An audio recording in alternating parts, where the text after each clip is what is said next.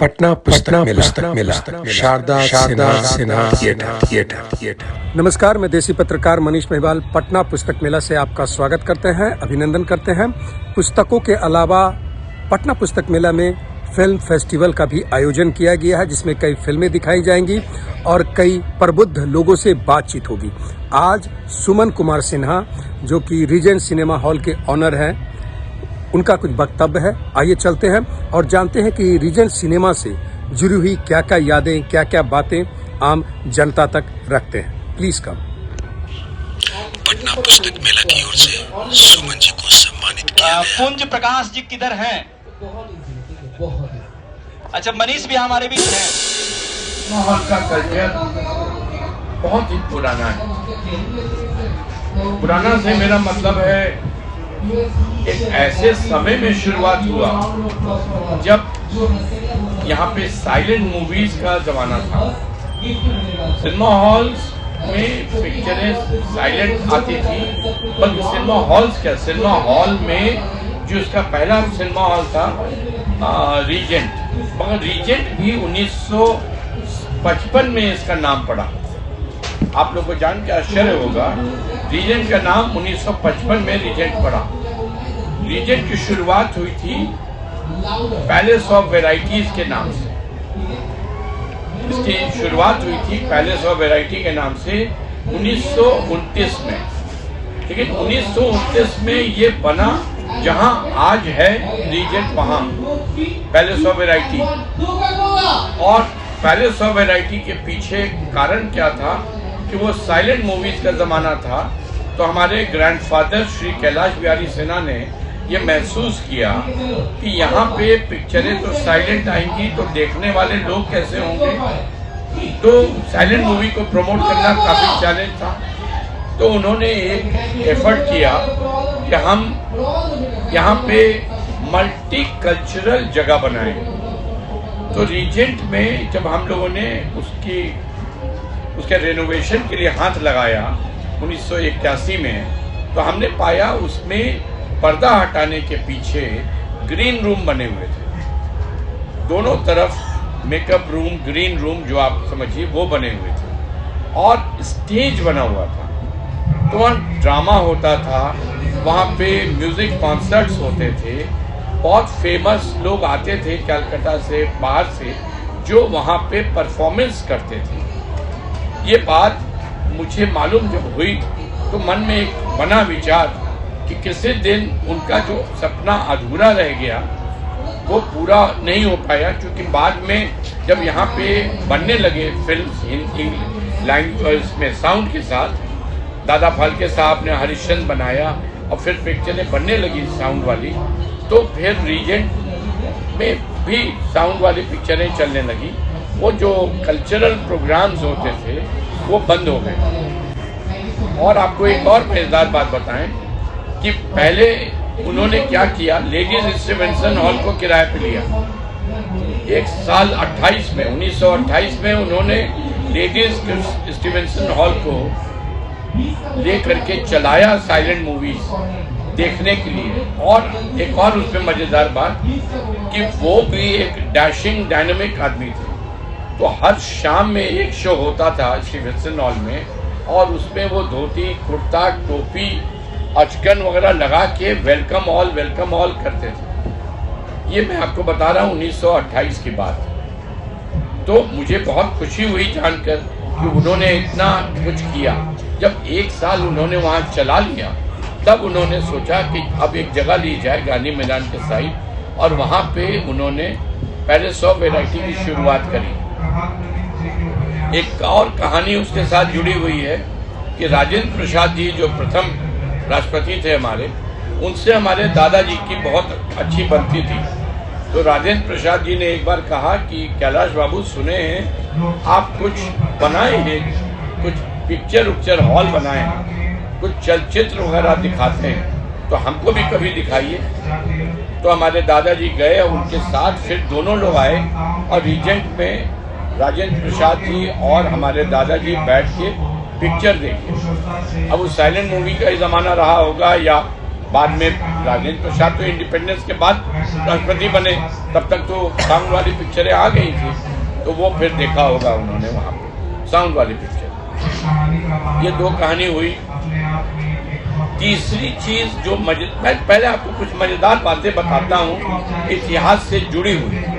तो जब हम लोग 81 में हॉल बंद करके डिमोलिश कर रहे थे, नया हॉल बनाने की नींव डाल रहे थे, तो लोगों ने कहा कि ये तालाब था और तालाब इसलिए चुना गया था कि तालाब में साउंड रिप्रोडक्शन बेटर होगा। तो जब हम लोग नींव डाल रहे थे, नींव वाले डालते थे, तो कई बार वो पाते थे ठन ठन की आवाज आ रही है, तो आते थे मेरे पास कि सर बहुत बार मालूम होता है कि अशरफी वाला घड़ा अंदर ही अंदर पानी में तैर गया है, तो ठन ठन की आवाज आ रही है, तो उसको बड़ा खोल के देखें क्या। मैंने कहा भैया हॉल बंद है, रोजी रोटी बंद है, इसको जल्दी से जल्दी बनाना है। अशरफी मिले कि सांप मिले मालूम नहीं, छोड़ दो भाई, रहने दो जो है अंदर। तो इस तरह से उसको कई बार छोड़ दिया गया। अब आप देखिए परेशानी की बात। हम लोगों का टारगेट था हम लोग 8 महीने में हॉल बना लेंगे। पिक्चर लग गई गंगाधाम, अब वो पिक्चर उतरे ही नहीं, चली जा रही। 25 हफ्ते तक वो पिक्चर चली और हम लोग का पूरा प्रोजेक्ट डिले होता जा रहा है। तो फाइनली हमने हमारे आर्किटेक्ट के साथ बैठ के हम लोगों ने तय किया कि हम लोग एक नए तरीके का काम करते हैं। सीट उखाड़ते हैं, 4 सीट उखाड़ते हैं, फाइल करने के लिए फाइल कर लेते हैं और आम का तख्ता रखा हुआ है, उसको सुबह में फिर ठोक देंगे और उस पर सीट लगा देंगे ताकि गंगा धाम पिक्चर हाउसफुल जो जा रहा है वो चलता रहे। तो ऐसे ही कर करके हम लोगों ने उसमें फाइलिंग किया कि किसी तरह से प्रोजेक्ट जो है बहुत डिले नहीं हो जाए। मैं आपको देखिए इतिहास तो बताऊंगा कि क्या हुआ, लेकिन ये उसी से जुड़ा हुआ है। आप जानेंगे तो आपको एक हंसी भी आएगी और कैसे कोई चीज को किया जाता है। कई बार मैंने देखा कि वो हॉल बनाने के क्रम में जब हम लोग दीवारों को तोड़ रहे थे, तो पहले के जमाने में सुर्खी चूना के छत बनते थे और दीवार में जो चौड़ाई होती थी, जब हमने तोड़ा तो मालूम हुआ कि 20 इंच की दीवार थी। जब नीचे उतरे 2 फीट तो मालूम हुआ वो दीवार 3 फीट की हो गई, और नीचे उतरे तो मालूम हुआ 4 फीट की दीवार हो गई। उस समय का फाउंडेशन ऐसा ही होता था। तो कई बार 5 फीट चौड़ी दीवारें हमको मिली और हमने उसको बोला कि भैया अच्छा ईटा एकदम फ्रेश, क्योंकि वो पानी में था। तो अब मेरे सब स्टाफ लग गए पीछे कि सर ईटा निकाल के रख लेते हैं। हमने कहा भाई ईटा निकाल के रख लोगे लेकिन प्रोजेक्ट कितना मुश्किल हो जाएगा। तो फिर उसमें कई बार हम लोगों ने डिसीजन लिया कि 3 फीट के बाद जो ईटा है उसको जमीन के अंदर छोड़ दो।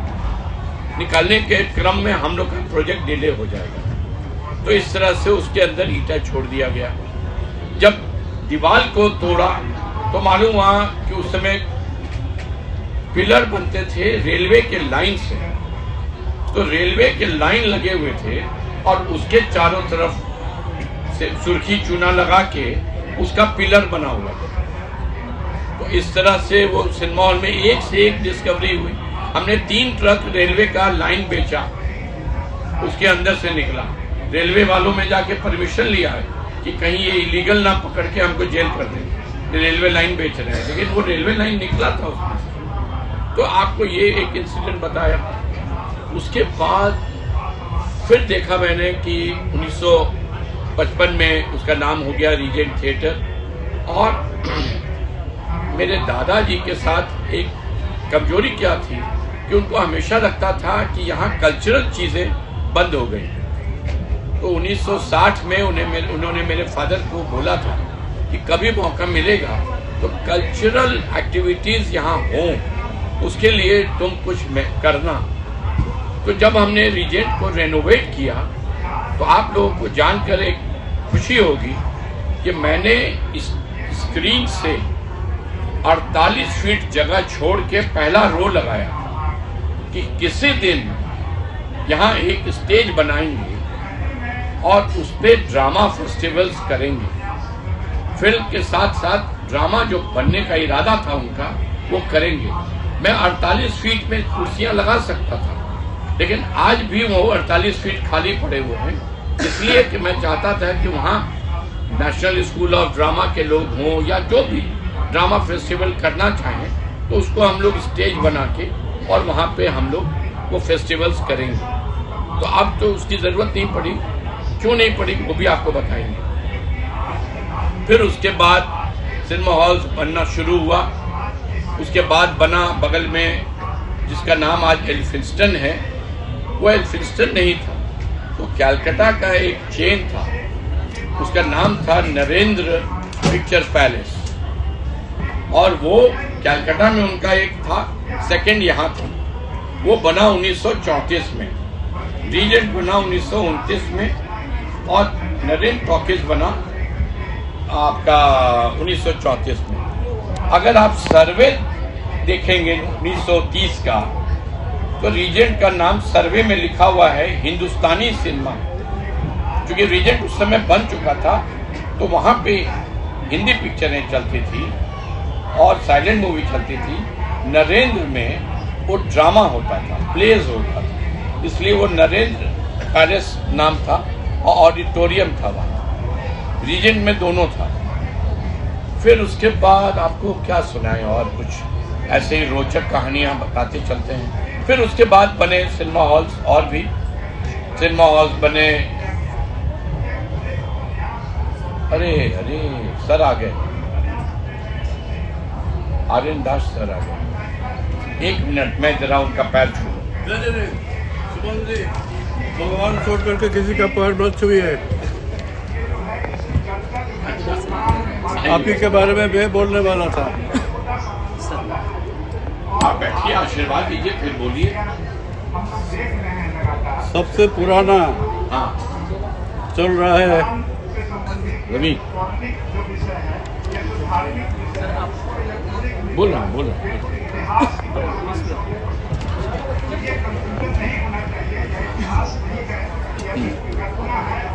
सर बोल रहे हैं।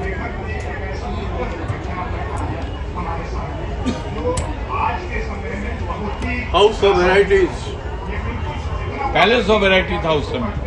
हाउस ऑफ वैरायटी तो अभी हमने बनाया है। अभी सबसे पुराना एग्जिस्टिंग था, हम रिमॉडल किए पिताजी के बाद।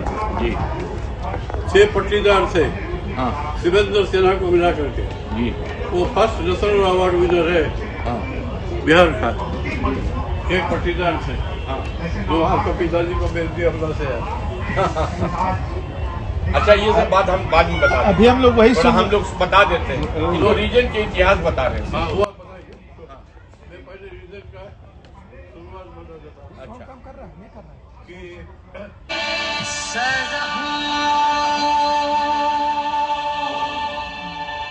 कि वो अभी तक घर नहीं गए। एक्चुअली मैम, कल मेरा कॉलेज में सेल्फ डिफेंस का प्रेजेंटेशन है।